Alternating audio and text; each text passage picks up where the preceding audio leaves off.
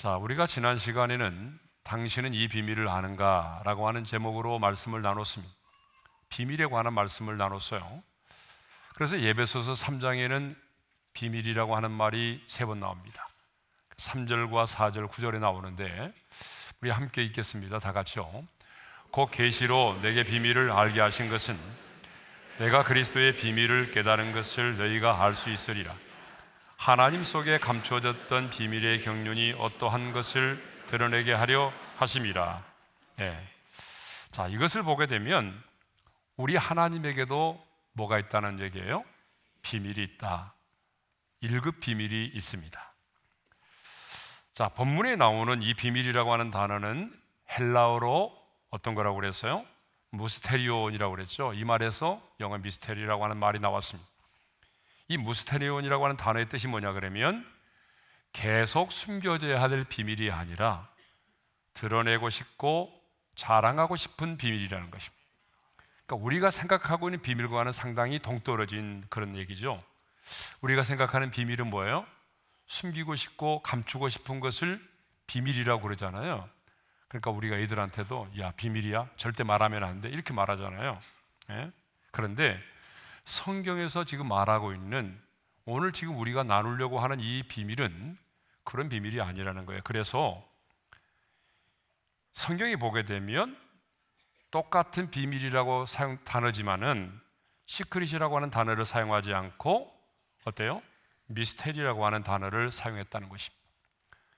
그래서 이 시크릿이라고 하는 것은 감추어져 드러나지 않는 것을 말하고, 미스테리라고 하는 말은 보기는 보는데 잘 모르는 것, 그러니까 드러나 있음에도 불구하고 알지 못하는 비밀,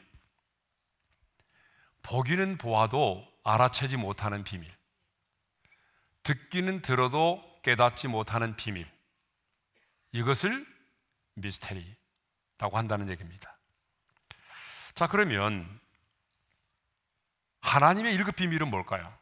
우리가 지난 시간에 2가지를 생각했는데 그 첫 번째가 무엇인가 하면은 예수 그리스도가 첫 번째 비밀입니다. 바울은 예수를 믿고 난 다음에 이 비밀을 깨달았어요. 그러면 바울이 깨달은 이 비밀은 뭐죠? 자, 말씀을 읽겠습니다. 4절입니다. 다 같이요. 그것을 읽으면 내가 그리스도의 비밀을 깨달은 것을 너희가 알 수 있으리라. 거기 보게 되면 예수 그리스도는 비밀이라고 말하고 있죠. 여러분, 예수 그리스도만이 비밀이 아니라 예수 그리스도로 말미암는 우리의 구원이 비밀입니다.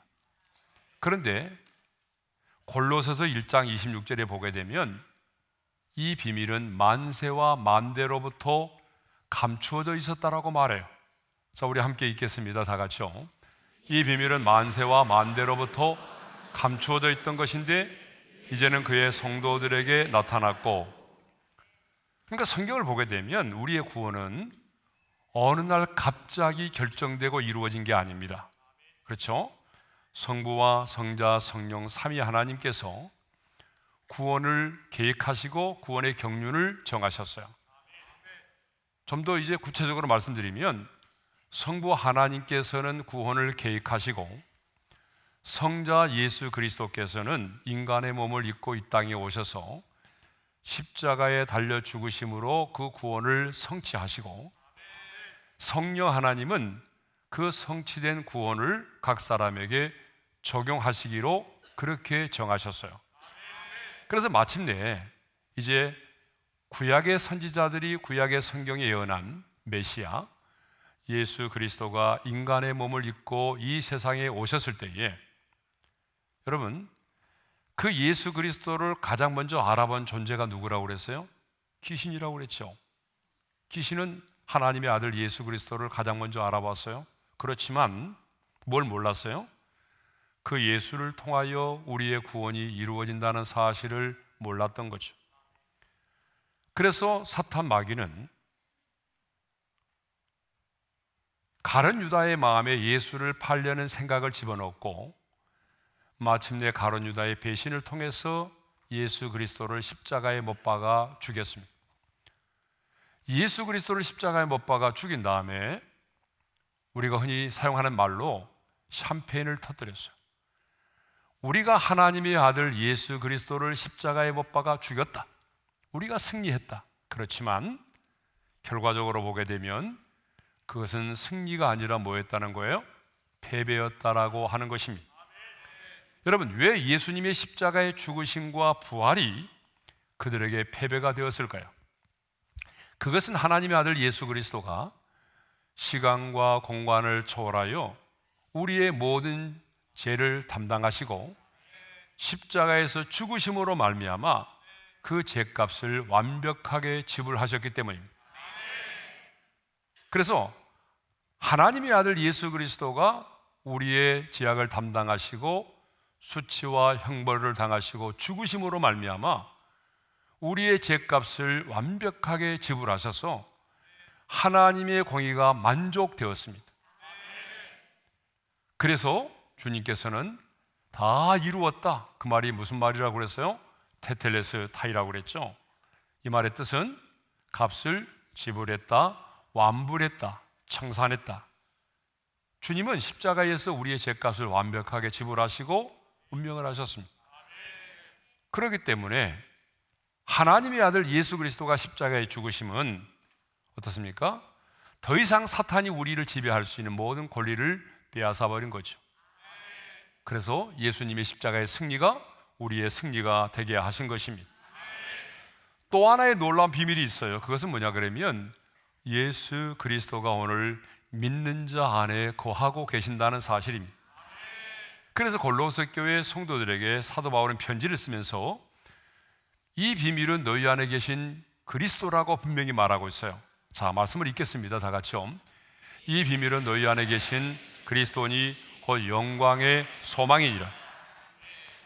그러면 여러분 정말 예수님을 영접하셨나요? 그렇다면 예수 그리스도가 바로 여러분 안에 계십니다. 그런데 이것처럼 신비한 게 없다는 거예요. 어떻게 여러분 하나님의 아들 예수 그리스도가 오늘 내 안에 거하신단 말입니다. 이것처럼 신비 중에 신비가 어디 있습니까? 여러분 그러지 않습니까? 네. 그래서 바울은 이 비밀은 너희 안에 계신 예수 그리스도라고 말합니다. 여러분 참 신비합니다. 어떻게 그 하나님의 아들 예수 그리스도가 사망의 권세를 이기시고 부활하신 예수 그리스도가 지금 내 안에 내 주위에 계실 수 있느냐는 겁니다. 근데 우리는 이 사실을 잊어버리고 살아갈 때가 너무나 많아요. 이것처럼 신비한 게 없어요. 자, 두 번째 비밀은 뭐냐 그러면 주님의 몸된 교회가 비밀입니다. 여러분 교회라고 하는 것은 건물이 아니라고 그랬죠. 교회는 조직도 아닙니다. 교회가 뭡니까? 신약 성경이 말하고 있는 교회라고 하는 것은 바로 예수 그리스도를 머리로 하고 있는 그의 몸된 공동체입니다. 함께하는 공동체가 바로 교회죠. 그래서 바울은 6절에서 교회를 이렇게 설명을 하고 있습니다. 자, 6절의 말씀을 읽겠습니다. 다 같이요. 이런 이방인들이 복음으로 말미암아 그리스도 예수 안에서 함께 상속자가 되고 함께 지체가 되고 함께 약속에 참여하는 자가 됨이라. 자, 무슨 단어가 반복해서 나와요? 함께라는 단어입니다. 그러니까 누구든지 예수를 믿으면 아무리 더럽혀진 사람, 아무리 망가진 사람, 아무리 실패한 사람일지라도 누구든지 예수를 믿고 그 예수님을 영접하게 되면 어떻게 된다고요? 함께 지체가 되고 함께 상속자가 되고 함께 약속에 참여하는 자가 된다는 것입니다. 이것이 바로 교회입니다. 이것이 바로 교회의 비밀입니다. 그렇다면 이제 누가 이 비밀을 알 수 있느냐라고 하는 것입니다. 만세와 만대로부터 감추어졌던 이 비밀을 누가 알 수 있습니까? 3절을 보게 되면 사도 바울은 자신이 이렇게 해서 그 비밀을 깨달아 알게 되었다라고 말하고 있어요. 자, 3절 상반절의 말씀을 읽겠습니다. 다 같이요. 곧 계시로 내게 비밀을 알게 하신 것은 무엇을 통해서 이 비밀을 알았다고 말하죠? 계시를 통해서 이 비밀을 알았다라고 말하죠. 그렇습니다, 여러분. 우리는 계시를 통해서만이 이 비밀을 알 수가 있습니다. 그럼 계시라고 하는 게 뭐예요? 계시라고 하는 것은 원문의 뜻은 이겁니다. 비밀을 열어서 보여준다라고 하는 뜻이에요. 그런데 계시는 우리가 다 아는 것처럼 크게 두 가지가 있어요. 하나는 자연 계시가 있고 또 하나는 특별 계시가 있습니다. 여러분, 자연 계시가 뭐냐면 하나님께서 창조하신 창조를 통해서 자신이 어떤 분이신가를 드러내신 겁니다. 이것이 바로 자연 계시입니다. 때로는 이걸 일반 계시라고도 말하죠. 또 특별 계시라고 하는 게 있어요. 특별 계시가 뭐냐면 신구약 성경 66권으로 타락한 인간이 어떻게 구원을 받을 수 있는가 하는 것을 드러내신 것. 그러니까 하나님의 구원의 경륜을 담고 있는 것이 뭐예요? 이것이 바로 신구약 성경 66권이고 이것이 바로 계시라고 하는 것입니다. 그러니까 만일 우리에게 이 신구약 성경 66권이 주어지지 않았다고 한다면 우리 인간은요, 구원을 받을 수가 없는 거죠. 예? 아무튼 타락한 우리 인간이 하나님을 알 수 있는 것은 오직 계시를 통해서만이 하나님을 알 수 있습니다. 여러분, 눈에 보이지 않은 영이신 하나님, 그렇죠? 온 하늘과 땅에 충만하신 하나님, 언제나 현재이신 그 하나님, 여러분, 말씀으로 이 우주 만물을 창조하신 그 광대하시고 전능하신 하나님을 우리 인간이 어떻게 알아요? 우리 인간이 알 수 있는 방법은 하나님께서 계시를 통해서 우리에게 열어서 보여주셨기 때문에 그분을 아는 겁니다. 그런데 만일 하나님이 이 성경 66권을 통해서 자기 자신을 20%만 계시해 주셨다, 그러면 우리가 성경을 다 알아도 하나님에 관해서 알 수 있는 것은 20%밖에 모르는 겁니다. 여러분, 그러지 않아요? 여러분, 그렇죠? 그런데 이렇게 피조물인 우리 인간이 그 광대하신 하나님을 어떻게 알아요? 예? 그러니까 하나님을 알 수 있는 유일한 방법은 계시를 통해서 알 수 있는데, 우리가 구원에 이르는 방법은 하나님이 창조하신 자연 계시를 통해서는 구원에 이르는 길을 온전히 알 수가 없기 때문에 하나님이 신구약 성경 66권을 우리에게 주셔서 어떻게 하면 우리 인간이 구원에 이를 수 있는가를 하나님이 계시해 주셨다라고 하는 거죠. 자, 어떤 분은요, 성경을 읽는 순간에, 말씀을 듣는 순간에 하나님의 말씀이 믿어지고 그리고 예수님을 영접하기도 합니다. 근데 어떤 분은 반대로 성경을 아무리 읽어도 말씀을 들어도 믿어지지 않고 깨달아지지 않는다고 말해요. 예전에 우리 교회도 그런 분이 계셨는데 요즘 그분 안 보이시더라고요. 예전에 늘 저만 만나면 그렇게 말씀했던 분이 있어요. 목사님, 저도 믿고 싶어요. 근데 안 믿어져요. 그러면서 막 저에게 하소연을 했어요. 막 가슴을 치면서, 목사님, 저도 믿고 싶다고요. 저도 믿고 싶어요. 근데 안 믿어져요. 근데 내가 어떻게 하라는 거예요? 여러분, 똑같이 성경을 읽었는데, 똑같이 말씀을 받았는데, 어떤 사람은 그 말씀을 들으면서 또 성경을 읽으면서 그 말씀이 믿어지고 하나님을 만나고 새로운 인생을 사는 사람도 있습니다. 그런데 어떤 사람은 똑같이 말씀을 듣고 똑같이 성경을 읽어도 어때요? 마음이 더 강팍해집니다. 마음이 더 강팍해집니다. 예? 그래서 성경을 내가 읽어봤는데, 성경 그 이스라엘의 역사책 아니야 그거? 우리나라도 역사책이 있는데 왜 이스라엘의 역사책을 읽어야 돼? 내가 성경을 읽어보니까 하나님은 말이야, 사랑의 하나님이 아니야, 복수의 하나님이셔. 이렇게 말하면서 성경을 오히려 비판하고 공격하는 사람들이 있습니다. 여러분, 동일한 햇빛 아래서 양초는 녹아내리지만 동일한 햇빛 아래서 진흙은 어떻습니까? 굳어지는 것입니다. 동일한 원리입니다. 똑같은 말씀을 듣고 똑같은 성경을 읽어도 어떤 사람은 믿어지고 그래서 하나님을 만나고 새로운 인생을 사는 사람이 있는가 하면, 어떤 사람이면 말씀을 들을수록 더 강팍해지고 말씀을 들을수록 더 하나님 믿어지지 않은 사람들이 있습니다. 여러분 왜 그럴까요? 지혜와 계시의 영이 임하지 않았기 때문에 그렇습니다. 그래서 사도 바울은 에베소 교회 성도들에게 편지하면서 하나님 아버지께서 지혜와 계시의 영을 너희에게 주사 하나님을 알게 해달라고 그렇게 기도합니다. 우리 말씀을 읽겠습니다. 다 같이요. 우리 주 예수 그리스도의 하나님 영광의 아버지께서 지혜와 계시의 영을 너희에게 주사 하나님을 알게 하시고. 여러분 이 말씀을 잘 묵상해 보세요. 우리가 하나님을 알 수 있는 유일한 방법은 지혜와 계시의 영이 우리 가운데 임해서, 다시 말하면 성령님께서 우리 가운데 임하여 깨닫게 해 주셔야만이 어때요? 우리가 그 말씀을 통해서 진리를 발견할 수 있다라고 하는 거죠.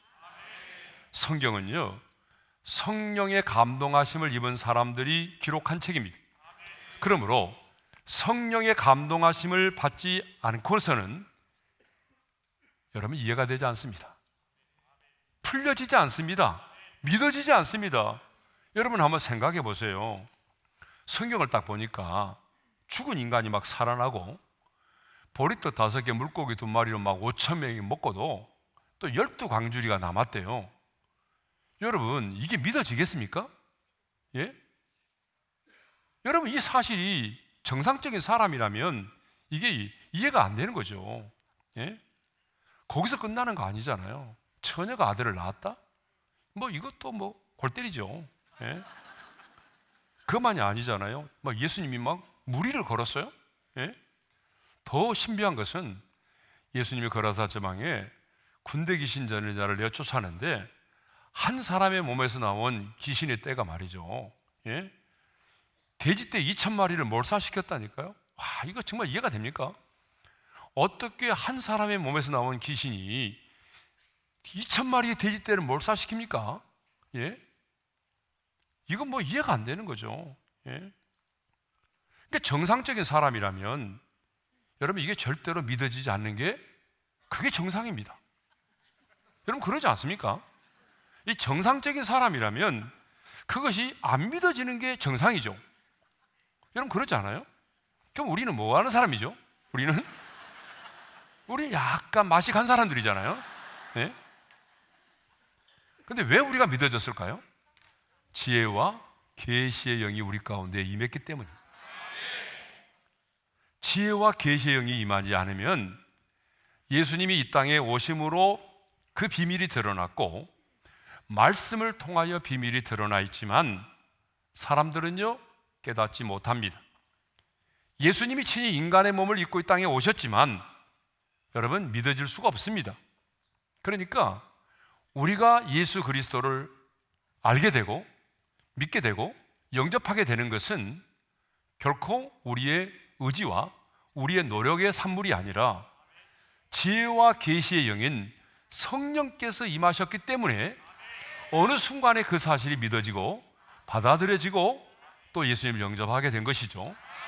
그래서 사도 바울은 고린도전서 12장 3절에서 이런 말씀을 하고 있습니다. 다 같이요.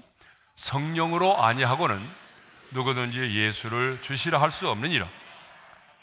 그러니까 성령의 역사가 없이는 누구도 예수를 주라고 시인할 수가 없다는 거예요. 여러분 그렇잖아요. 여러분 제가 뭐 눈에 얘기했지만은 한번 생각해 보세요. 어떻게 아담이 죄를 지었는데 내가 이 시대를 살아가는 내가 똑같이 죄인이 된단 말입니까? 예? 어떻게 2000년 전에 예수님이 십자가에서 달려 죽으셨는데 어떻게 2000년 전에 예수님이 내 죄를 미리 알고 내 죄를 담당하여 십자가에서 죽으실 수가 있단 말입니까? 그리고 죽은 지 사흘 만에 어떻게 예수님이 사망의 권세를 이기시고 부활한단 말입니까? 그러니까 이건 역시도 정상적인 사고를 가진 사람의 입장에서 보게 되면 이해가 안 되는 말이에요. 예? 그런데 저와 여러분은 어때요? 우리도 과거에는 도저히 이해가 안 되고 받아들일 수 없는 그런 말씀이었는데 성령께서 어느 날 우리 가운데 역사하셔서 우리의 눈을 열어주시고 우리의 지각을 새롭게 하시고, 그래서 어느 순간에 말씀을 듣는 순간에 내가 죄인이라는 사실이 믿어지고 예수님이 정말 내 죄를 대신하여 십자가에 죽으셨다는 그 사실이 십자가의 사건이 나의 사건으로 믿어지고 받아들여졌단 말입니다. 그래서 우리가 그 예수를 믿게 된 거죠. 지혜와 계시의 영이 우리 가운데 임해서 어때요? 숨겨진 복음의 비밀을 깨닫게 해 주신 것입니다. 그러니까 여러분의 우리의 인생에 있어서 최고의 기적이 뭐냐? 최고의 기적은 내가 오늘 예수를 믿고 있다는 사실입니다. 그러니까 여러분의 인생의 최고의 기적이 뭐냐라고 물어보면 우리는 이렇게 대답할 수 있어요. 내가 예수를 믿고 있는 겁니다. 내가 말도 안 되는 사실을 믿고 있는 겁니다. 이것이 뭐예요? 여러분의 인생의 최고의 기적입니다. 성도 여러분, 오늘 저와 여러분이 이 영광스러운 하나님의 비밀을 깨닫게 된 것은 여러분이 똑똑해서가 아닙니다. 뭐 여러분의 지혜가 다른 사람보다 탁월해서가 아닙니다. 여러분이 믿음의 가정에서 태어났기 때문만이 아닙니다. 여러분 모태인 신앙이지만 오늘 또 예수 안 믿는 인간들이 얼마나 많은 줄 알아요? 예? 여러분이 다른 사람보다 더 의롭고 선한 선을 행해서가 아닙니다. 지혜와 계시의 영이 우리 가운데 임하였기 때문입니다. 그래서 하나님을 아는 그 영광의 복음의 광채가 여러분의 마음 가운데 비추어졌기 때문에 내가 죄인이라는 사실이 믿어지고 예수 그리스도가 나의 구주라는 사실이 믿어진 것입니다. 근데 이것을 성경은 뭐라고 말하냐면 은혜라고 말한다는 거예요. 이것을 은혜라고 말해요. 그래서 바울은 8절에서 이렇게 말하고 있잖아요. 8절이 읽겠습니다. 시작. 모든 성도 중에 지극히 작은 자보다 더 작은 나에게 이 은혜를 주신 것은, 이 은혜가 뭡니까? 이 은혜가 뭐예요? 복음의 비밀이신 예수 그리스도를 깨닫게 된 것. 예? 만세와 만대로부터 감춰져 있던 이 복음의 비밀을 깨닫게 하신 것을 뭐라고 말해요? 은혜라고 말하잖아요. 예? 여러분, 다른 것이 은혜가 아니에요. 영광스러운 복음의 비밀을 깨닫게 된 것이 바로 은혜입니다. 그렇다면 여러분, 오늘 저와 여러분에게 이 복음의 비밀을 깨달은 감격이 있어야 하지 않겠냐는 것입니다. 여러분, 사도 바울에게 묻지는 않았지만 분명히 사도 바울은 이 엄청난 복음의 비밀을 깨달았을 때에 그의 마음속에는 뭐가 있었을까요? 아마 전율이 느껴졌을 거예요. 막 닭살이 돋고 전율이 느껴졌을 거예요. 예? 저는 오늘 이 시간에 지혜와 계시의 영이 우리 각 사람에게 임해서 인간의 이성으로는 죽었다 깨어나도 알 수 없는 이 복음의 비밀이 여러분들에게 깨달아지기를 소망합니다. 복음의 비밀이 깨달아지기를 소망합니다. 그래서 이 비밀을 깨달은 그 감동과 전율을 가지고 이 세상을 살아가기를 원합니다. 우리 인생에 남은 시간이 얼마인지 모르지만, 우리 인생에 주어진 시간이 얼마인지 모르지만, 우리 모두가 하나님께서 나에게 깨닫게 해주신 이 복음의 비밀을 깨닫게 해주신 이 감격을 가지고 이 전율을 느끼면서 우리 인생에 남은 시간을 살아갈 수 있기를 바랍니다. 특별히 오늘 우리 목사님들 많이 오셨는데 저를 포함해서 우리 많은 목사님들, 여러분 우리 마음속에 이 복음의 비밀을 깨닫게 해주신 이 감격과 전율이 없다면 우리가 어떻게 목회를 할 수가 있겠습니까?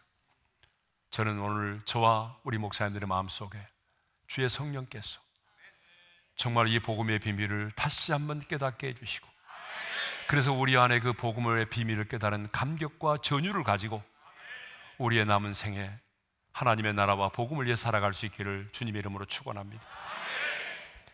그런데 이 지혜와 계시의 영으로 말미암아 비밀을 깨달은 자는 절대로 아무렇게나 살지 않는다라고 하는 것입니다. 이게 기독교 역사입니다. 이 복음의 비밀을 온전히 깨달은 사람은 아무렇게나 살지 않았어요. 하나님께서 우리에게 이 영광스러운 복음과 교회의 비밀을 깨닫게 해 주셨는데, 하나님께서 이 비밀을 깨닫게 하시는 데는 이유가 있다는 거죠. 그러면 그 이유가 뭘까요? 아니, 이 비밀을 아는 자는 어떻게 살아야 할까요? 자, 오늘 밤에 세 가지를 생각해 볼 텐데, 그 첫 번째가 뭐냐 그러면 측량할 수 없는 그리스도의 풍성함을 전하면서 살아야 된다는 것입니다. 측량할 수 없는 그리스도의 풍성함을 전하기 위해서 하나님이 우리에게 이 복음의 비밀을 깨달아 알게 해 주셨다라고 하는 것입니다. 그 말씀이 바로 8절에 있는 말씀이죠. 읽겠습니다. 시작. 모든 성도 중에 지극히 작은 자보다 더 작은 나에게 은혜를 주신 것은 측량할 수 없는 그리스도의 풍성함을 이방인에게 전하게 하시고. 자, 바울은 깨달았어요.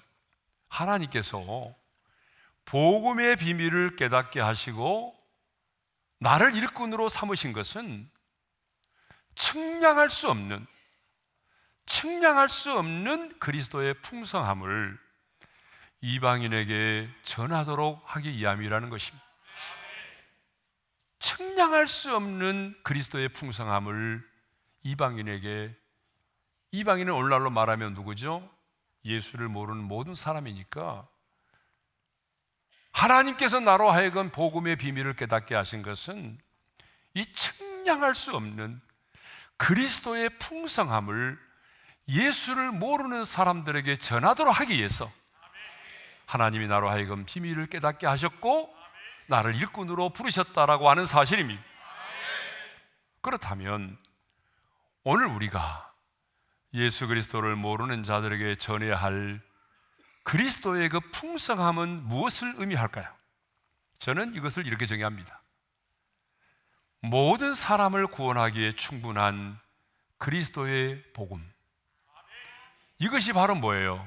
그리스도의 풍성함입니다. 또 우리가 또 묵상해보게 되면 또 다른 의미로도 설명할 수 있어요. 예수 그리스도로 말미암아 우리 가운데 주어진 그 엄청난 은혜와 축복이 다 그리스도의 풍성함이에요. 여러분, 복음은요, 우리 인간의 죄를 사하고 구원함에 있어서 여러분 부족함이 없습니다. 우리 예수님이 십자가에서 흘리신 그 보혈은 모든 인류의 죄를 씻고 또 씻어도 부족함이 없습니다. 여러분, 우리가 얼마나 많이 수없이 넘어집니까? 우리가 넘어질 때마다 주의 보혈을 붙잡고 주의 보혈로 씻겨달라고 기도하잖아요. 그러면 우리가 그토록 넘어진 죄들, 그럴 때마다 주님의 십자가의 보혈을 의지하고 주의 보혈로 나를 정결케 하소서, 주의 보혈로 나를 씻어주소서. 여러분, 우리의 과거의 죄를 씻고 오늘 우리가 고백하는 죄를 또 씻어주고, 여러분, 우리가 지은 죄를 다 씻어주시는 것이 주의 보혈인데, 주님의 보혈은 여러분 우리의 모든 죄를 사하고 우리의 모든 죄를 씻어주는 데 있어서 부족함이 없다는 거예요. 그렇게 많은 우리의 죄를 씻어주고도 또 앞으로 우리가 지을 그 많은 죄를 씻어주는데 부족함이 없다는 거예요. 그것이 바로 주님의 보혈의 풍성함이죠. 예수님 안에 있는 부활의 생명은 죽은 자를 살리고 또 살려도 다함이 없습니다. 예? 그리스도의 풍성함은 내가 퍼내고 퍼내도 결코 마르지 않은 샘물과 같습니다. 그렇기 때문에 예수님께서 뭐라고 말씀하셨습니까? 그 목마른 사마리아 여인에게 내가 주는 물을 마시는 자는 다시 목마르지 않는다. 왜냐하면 주님께서 주시는 그 은혜의 풍성함이 끝이 없다는 거예요. 성도 여러분, 하나님께서 지혜와 계시의 영을 통하여 우리에게 이 영광스러운 비밀을 깨닫게 하신 것은 단순히 나를 구원하시고 나 혼자만이 그 비밀의 영광을 누리도록 하기 위해서가 결코 아닙니다. 하나님께서 그 측량할 수 없는 그리스도의 풍성함을 하나님을 아직도 모르는 자들에게 전하도록 하기 위함이라는 것입니다. 그러므로 이제 우리는 이 그리스도의 풍성함, 측량할 수 없는 그리스도의 풍성함을 전해야 됩니다. 이 비밀을 깨달은 우리가 이 세상의 사람들에게 줄 수 있는 최고의 선물이 무엇이냐? 그것은 측량할 수 없는 그리스도의 풍성함을 전하는 것입니다. 여러분의 남편에게, 여러분의 부모들에게, 여러분의 자녀들에게 줄 수 있는 최고의 선물이 뭐냐? 여러분 집 한 채 넘겨주는 게 아니에요. 뭐예요? 최고의 기적은, 최고의 선물은 측량할 수 없는, 내가 깨닫게 된, 내가 누리고 있는 그리스도의 풍성함을 그들에게 전해주는 것입니다. 물론 우리가 이 땅에 살아가면서 우리 교회 많은 의사 선생님들이 의료봉사 많이 하잖아요. 의료봉사도 해야 됩니다. 소년 소녀 가장도 도와야 되고요, 독거노인도 돌봐야 줘야 되고, 미혼모도 살펴야 되고, 여러분 또 알코올에 중독된 사람, 마약에 중독된 사람, 뭐 이런 사람들도 케어를 해야 되겠죠. 그러나 여러분 그거 다 중요합니다. 그렇지만은 궁극적으로 우리가 하는 이 모든 일은 측량할 수 없는 그리스도의 풍성함을 전하기 위해서입니다. 여러분이 왜 봉사하십니까? 결국은 뭡니까? 그리스도의 풍성함을 그들에게 전하기 위해서 우리가 선행도 하고 봉사도 하는 겁니다. 예? 그런데 문제는요, 저를 포함해서 우리 모두가 내 안에 그리스도의 풍성함이 부족하다는 것입니다. 그리스도의 풍성함이 많지 않다는 것입니다. 이 세상에 탐욕의 풍성함은 많고 정욕의 풍성함은 충만하고, 예?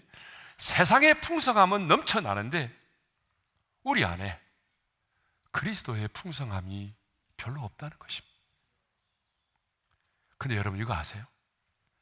세상의 풍성함이 많으면 많을수록 그리스도의 풍성함은 점점 사라질 수밖에 없다는 것입니다. 이 말을 다른 말로 말하면 내 안에 그리스도의 풍성함이 많으면 많을수록 세상의 풍성함은 점점 사라질 수밖에 없다는 것입니다. 그러니까 세상의 풍성함과 그리스도의 풍성함이 함께 공존할 수는 없어요. 그리스도의 풍성함이 내 안에 충만하면 여러분 세상의 풍성함이 점점 작아지는 거고, 내 안에 세상의 풍성함이 가득하면 그리스도의 풍성함이 점점 사라지는 것입니다. 그러므로 우리가 이 비밀을 깨달은 자로서 그리스도의 풍성함을 세상 가운데 전하는 자의 삶을 살아가려면 오늘 우리 안에 그리스도의 풍성함이 넘쳐나야 한다는 것입니다. 오늘 이 밤에 우리가 기도해야 할 제목이 바로 이겁니다. 주님, 내 안에 세상의 풍성함이 아니라 그리스도의 풍성함이 넘쳐나기를 원합니다. 여러분 오늘 이 밤에 세상의 풍성함을 채우기 위해서 이 자리에 오신 거 아니잖아요. 세상의 풍성함을 점점 사라지게 만들고 그리스도의 풍성함으로 채우기 위해서 오늘 저는 여러분들이 이 자리에 오신 줄로 믿습니다. 그러니까 우리의 간절한 기도의 제목은 세상의 풍성함을 채우는 것이 아니라 그리스도의 풍성함을 채우기 위한 것입니다. 우리 안에 그리스도의 풍성함이 차고 넘치면 여러분 말하지 않아도 그 풍성함이 흘러가게 되어 있습니다. 그렇다면 오늘 여러분 안에 그리스도의 풍성함이 있느냐 그 말입니다. 예? 예수님은 요한복음 10장 10절에서 자신이 이 땅에 오신 목적을 이렇게 말씀하셨습니다. 함께 읽겠습니다. 내가 온 것은 양으로 생명을 얻게 하고 더 풍성히 얻게 하려는 것이라. 예수님이 이 땅에 오신 것은 당신의 생명을 우리에게 주시기 위함이, 그런데 생명만을 주시기 위함이 아니라 예수 그리스도 안에서 생명을 더 풍성히 얻도록 하기 위함이라고 분명히 말씀하고 있습니다. 그러니까 주님이 원하시는 것은요, 단순히 내가 예수 믿고 구원을 받는 데 있지 않아요. 생명을 얻을 뿐만 아니라 그 생명의 풍성함을 누리며 살도록 하기 위함입니다. 그러므로 여러분 예수 믿고 구원받은 우리 안에는 그리스도의 풍성함이 차고 넘쳐야 될 줄로 믿습니다. 그렇다면 오늘 내 안에 예수님으로 말미암는 그 용서의 풍성함이 있는가?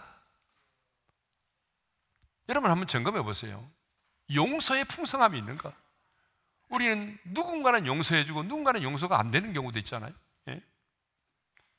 생명의 풍성함이 있는가? 그 예수 그리스도 안에서의 자유함의 풍성이 있는가? 내가 오늘 그 자유를 만끽하고 있는가? 예? 뭔가 매여 있지 않은가? 오늘 내 안에 그 치유의 풍성함이 있는가? 그래서 내 안에 있는 질병도, 내 안에 있는 우울증도 기도를 통해서 치유받고, 또 누군가를 위해서 기도해 줄 때 그 사람에게도 놀라운 치유가 임하고 있는가? 내 안에 치유의 풍성함이 있는가? 내 안에 하나님 나라의 풍성함이 있는가? 주님의 통치가 임하고 있는가? 여러분, 우리 안에 이런 풍성함이 있는지를 좀 점검해 봐야 돼요. 사도행전 3장을 보게 되면 베드로와 요한이 물질적으로는 가진 것이 없었지만은 그들에게는 예수 그리스도의 이름에 풍성함이 있었습니다. 그래서 성전 미문에 앉아서 구걸하는 남에서부터 안진병이 된 자에게 뭐라고 말하죠? 이렇게 말하죠. 다 같이요. 은과 금은 내게 없거니와 내게 있는 이것을 내게 주노니 나사렛 예수 그리스도의 이름으로 일어나 걸으라. 예? 베드로와 요한은 세상의 풍성함은 없었습니다. 물질의 풍성함이 없었어요. 그렇지만 그들에게는 예수 그리스도의 이름에 풍성함이 있었습니다. 그리스도의 풍성함이 있었단 말입니다. 그래서 남에서부터 안진병이 된 자에게 그리스도의 풍성함을 주었어요. 주님께서 우리에게 이 영광스러운 비밀을 지혜와 계시의 영을 통해서 깨닫게 하신 것은 바로 이 그리스도의 풍성함을, 측량할 수 없는 그리스도의 풍성함을 우리가 하나님을 알지 못하는 자에게 전하도록 하기 위해서입니다. 두 번째로, 담대함과 확신을 가지고 하나님께 나아가도록 하기 위해서 하나님이 우리로 하여금 이 비밀을 깨닫게 해 주셨다라고 하는 거예요. 자, 12절의 말씀을 읽겠습니다. 다 같이요. 우리가 그 안에서 그를 믿음으로 말미암아 담대함과 확신을 가지고 하나님께 나아감을 얻느니라. 이 복음의 비밀을 깨닫는 사람은요, 담대함과 확신을 가지고 하나님 앞에 나아감을 얻는다라고 하는 거죠. 그래서 여기 그 안에서 그를 믿음으로 그랬잖아요. 여기서 그가 누구죠? 복음의 비밀인 예수 그리스도를 말하죠. 그러니까 복음의 비밀인 예수 그리스도를 믿고 영접한 자, 그 비밀을 깨달은 사람은 어때요?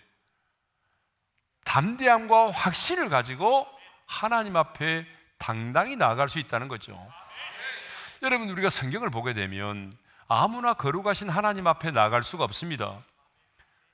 여러분, 이사야 6장을 보게 되면 우시야 왕이 죽던 해에 하나님의 영광의 보좌를 보았는데 그 죄 없는 천사도 하나님의 조난을 배울 수 없어서 두 날개로는 발을 가리우고 두 날개로는 얼굴을 가리우고 두 날개로는 날면서 거룩하다 거룩하다 거룩하다 삼중 거룩성을 하나님께 드리지 않습니까? 죄 없는 천사도 하나님의 조난을 배울 수 없을 만큼 그렇게 거룩하신 분이 우리 하나님이십니다. 범죄한 우리 인간은요, 누구도 하나님 앞에 나갈 수가 없습니다. 죽습니다. 그래서 우리가 구약을 보게 되면 성소가 있고 지성소가 있는데 그 지성소에는 하나님의 임재를 상징하는 언약궤 법궤가 있습니다. 그런데 그 지성소에 누가 들어가죠? 1년에 딱 한 차례 대속죄일에 대제사장이 정결하게 몸을 씻고 정결한 짐승의 피를 가지고 들어가서 여러분 그 속죄소에 언약의 피를 뿌리지 않습니까? 그런데 들어갈 때 그냥 들어가는 게 아니에요. 방울 달린 옷을 입고 줄을 달고 들어간단 말입니다. 만일에 부정한 짐승을 피를 가지고 들어갔다든지 정결하지 않은 모습으로 들어가게 되면 죽었어요. 죽었다고 해서 방울 소리가 들리지 않으면 죽은 거잖아요. 그렇다고 해서 궁금하니까 열어보고 들어가면 그 사람도 죽어요. 그래서 줄을 왜 달고 들어갑니까?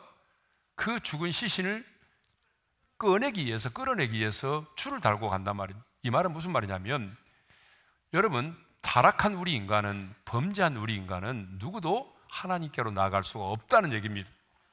그런데 예수님이 십자가에 달려 죽으실 때 어떤 일이 일어났어요? 성소의 휘장이 위에서부터 아래로 찢어져 둘이 됐습니다. 마태복음 27장 51절입니다. 다 같이요. 이에 성소의 휘장이 위로부터 아래까지 찢어져 둘이 되고 땅이 진동하며 바위가 터지고 예수님이 십자가에 달려 죽으심으로 우리의 죄값이 완벽하게 지불되자 하나님의 보좌 앞으로 나아갈 수 있는 길이 열렸습니다.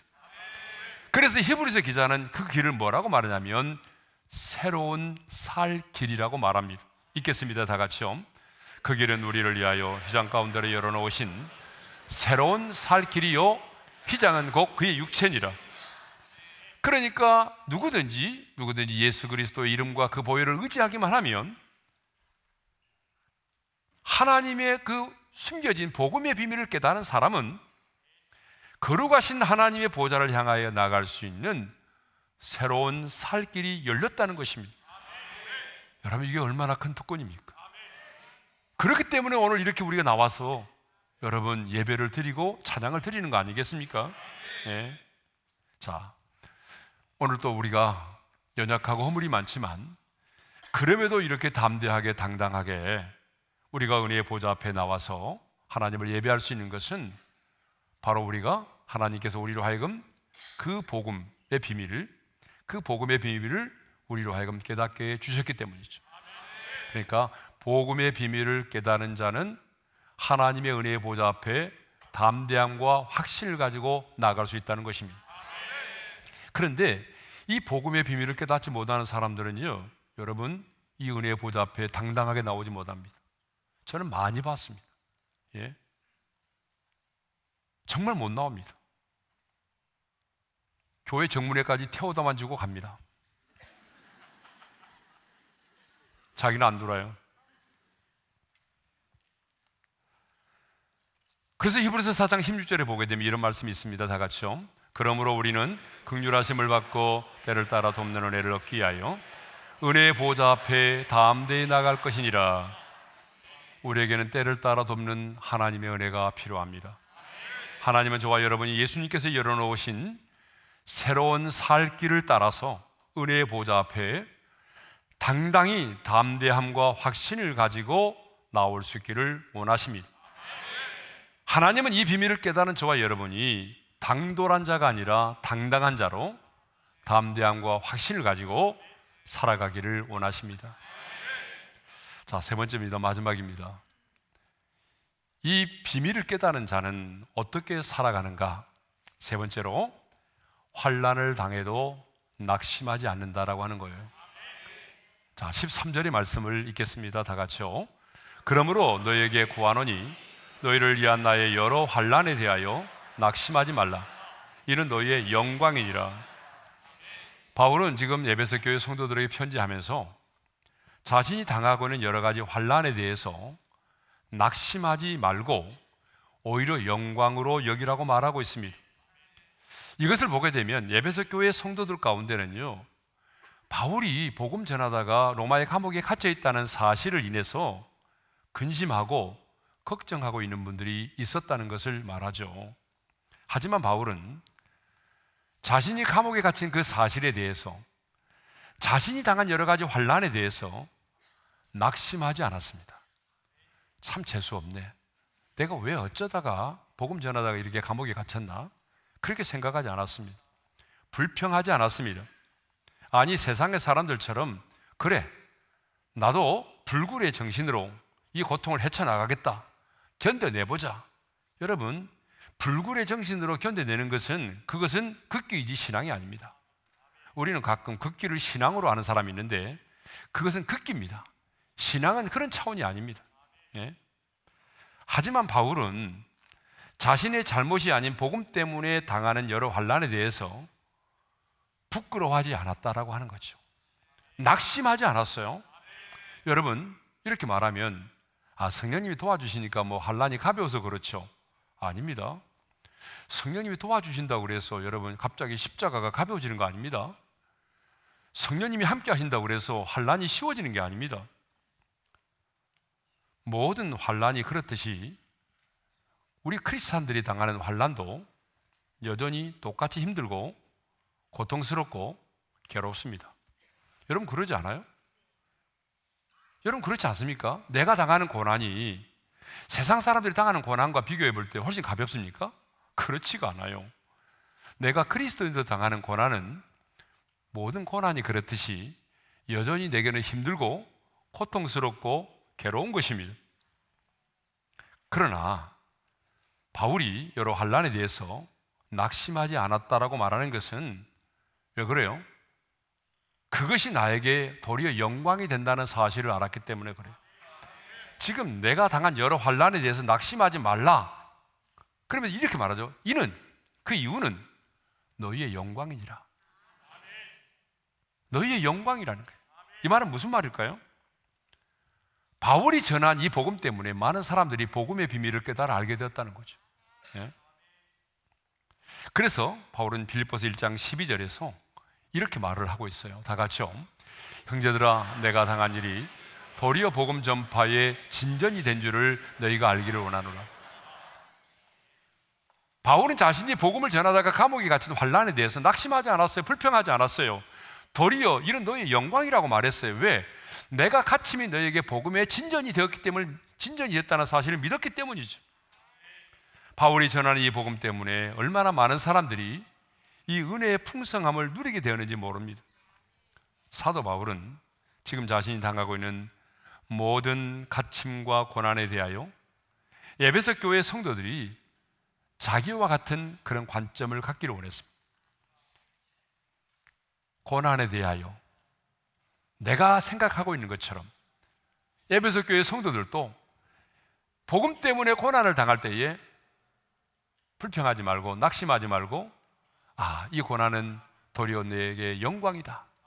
하나님 나라의 영광을 상급을 쌓을 수 있는 기회다. 도리어 나의 고난은 복음의 진보가 되었다. 이런 생각을 갖기를 원했다라고 하는 것이죠. 고난이 힘들지만 고난이 고난으로 끝나지 않고 반드시 유익을 가져다 주고 마침내 영광의 상급으로 다가올 것을 믿었기 때문입니다. 이 영광스러운 비밀을 깨달아 하는 자는 고난을 당하고 환난을 당하나 낙심하지 않습니다. 그러니까 반대로 말하면 이 비밀을 깨닫지 못했기 때문에 우리가 낙심한다는 거죠. 여러분 그러지 않아요? 고난이 커서 낙심하는 게 아니라 이 비밀을 깨달아 알지 못했기 때문에 고난 앞에서 우리가 낙심한다는 거예요. 여러분 그러지 않아요? 예. 자, 말씀을 정리하겠습니다. 우리는 지혜와 계시의 영으로 말미암아 영광스러운 비밀을 깨달은 사람입니다. 여러분 맞으십니까? 이 복음의 비밀, 만세와 만대로부터 감춰졌던 이 비밀, 하늘의 천사도 저 악한 영들도 알 수 없었던 이 영광스러운 신비한 비밀을 지혜와 계시의 영이 우리 가운데 임하여 우리가 이 비밀을 알게 되었습니다. 우리는 이 비밀을 깨달은 사람입니다. 이보다 더 큰 은혜는 없습니다. 이보다 더 큰 축복은 없습니다. 그러므로 이제 우리는 이 비밀을 깨달은 자로서 측량할 수 없는 그리스도의 풍성함을 여러분 다른 사람에게 전하는 자로 살아야 하겠습니다. 날마다 담대함과 확신을 가지고 하나님의 보좌 앞에 나아가서 때를 따라 돕는 은혜를 구할 수 있기를 바랍니다. 마지막 세 번째로, 여러 환난을 당할지라도 여러분 낙심하지 않는 삶을 살아갈 수 있기를 바랍니다. 자, 우리 찬양할 텐데요, 우리 목사님들이 계시기 때문에 이 찬양을 선택을 했어요. 주님 나를 부르셨으니. 주님이 왜 우리를 부르셨나요? 이 복음의 비밀 깨달은 자에게 측량할 수 없는 그리스도의 풍성함을 전하도록 하기 위해서입니다.